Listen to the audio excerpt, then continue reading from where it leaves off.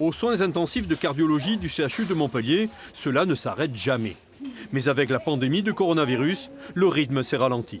Là, c'est vrai qu'on tournait quand même au ralenti. On avait entre 50 et 75% d'occupation ici, toujours des places disponibles. Bah, écoute, tu peux nous l'envoyer, on va le prendre en soins intensifs, on verra après avec les rythmologues, mais bien sûr on lui mettra la pile, il n'y a pas de souci. On va le récupérer. Cette baisse d'activité a été constatée dans une dizaine de CHU partout en France. Pour le docteur François Rouby, responsable de l'unité, cela s'explique bien sûr par un système de santé principalement mobilisé pour contrer le coronavirus, mais aussi et surtout par des patients qui ne veulent pas saturer les urgences.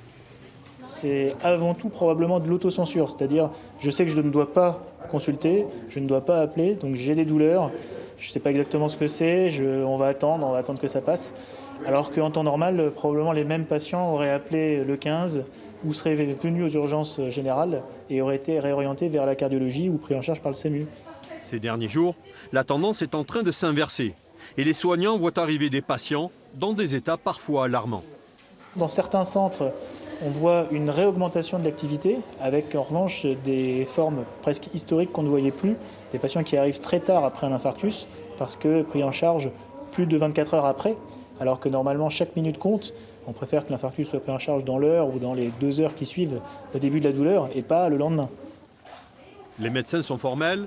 Si vous souffrez d'une douleur thoracique persistante, pas d'hésitation, faites le 15. Votre vie peut en dépendre.